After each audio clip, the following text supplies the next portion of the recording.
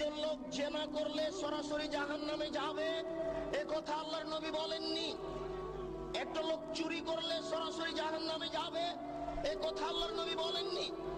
পিতামাতাকে গালি দেওয়া পৃথিবীর দ্বিতীয় মহাপাপ, পিতামাতার অবাধ্য চলা পৃথিবীর দ্বিতীয় মহাপাপ।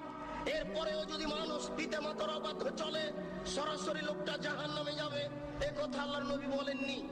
আল্লাহর নবী প্রথম দুই বাক্য বলার পরে তৃতীয় বাক্য বলে আগের দুই বাক্য ঠেকিয়ে দিয়ে বলছেন, কেউ যদি আমার দিকে কোনো কথা ধাবিত করে, সেই কথা যদি আমার না হয়, তাহলে তার থাকার জায়গা জাহান্নাম।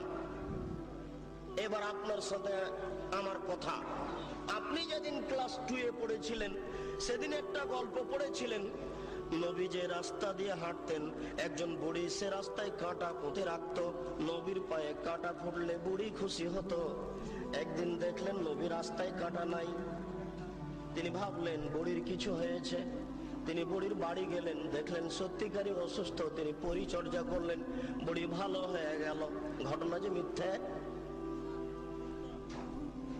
জি না। আমার হায়াত পর্যন্ত সময় থাকলো আমার দিনী ভাইদের উপরে, আপনার হায়াত পর্যন্ত সময় থাকলো আপনি আমার হায়াত পর্যন্ত এর সত্যতা প্রমাণ করতে পারবেন না ইনশাআল্লাহ। নবীর নামে মিথ্যা কথা বলা হয়েছে। গাছ লাগান, পরিবেশ বাঁচান, নবী নিজ হাতে গাছ লাগিয়েছেন, মিথ্যা কথা। এই দেশের মাটিতে প্রায় 3 লক্ষ বানানো হাদিস আছে। তার মধ্যে কোরআন মাজিদ 90 পারা, 30 পারা নয় শয়তান মমতাজ বেগমের কাছে প্রায় 2000 জাল হাদিস আছে। ধর্মকে বিকৃত করার জন্য লক্ষ লক্ষ হাদিস মানুষ তৈরি করেছে। আমাদের বাড়িতে 10,000-এর সিরিয়াল আছে। যে কোনো সময় দেশবাসী চাইলে আমরা 10,000 জাল জয়ীফ হাদিস পেশ করার জন্য প্রস্তুত রয়েছি ইনশাআল্লাহ। এই দেশের মাটিতে লক্ষ লক্ষ মিথ্যা তাফসীর রয়েছে। নবী ঈদের মাঠে গেলেন, একটি ছেলে কাঁদছে। নবী বললেন, তুমি কাঁদো কেন? আমি এতিম ছেলে। নবী বললেন, আমিও এতিম ছিলাম, আমি এতিমের অসুবিধা বুঝি।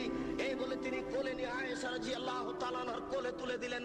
আয়েশা তাকে কোলে নিয়ে আদর করলেন, নতুন পোশাক পরালেন। ছেলে খুশি হয়ে গেল। বাস্তবতার সাথে হাদিসের কথার অমিল আছে। রাসূল সাল্লাল্লাহু আলাইহি সাল্লামের বাড়িতে ভিক্ষুক ভিক্ষা পায় না। বহু ভিক্ষুক ফিরে গেছে, তার বাড়িতে ভিক্ষা দেওয়ার কোনো ব্যবস্থা নেই। সেই বাড়িতে নতুন পোশাক থাকলো, এটাই বা হয় কি করে? সাথে সাথে আর কোনো প্রমাণ নাই। নবীর নামে কথা মিথ্যা ছড়ানো হয়েছে। তারই ভিত্তিতে আপনারা ঈদের নামাজে নতুন পোশাক পরার জন্য প্রস্তুতি গ্রহণ করেছেন। আপনার স্ত্রীর 20 খান শাড়ি শোকেজে থাকার পরেও ঈদের দিন নতুন শাড়ি কেনার জন্য জোরালো প্রস্তাব পেশ করেছে আপনার সামনে। এটা মিথ্যা তথ্য, মিথ্যা শরীয়ত চলছে।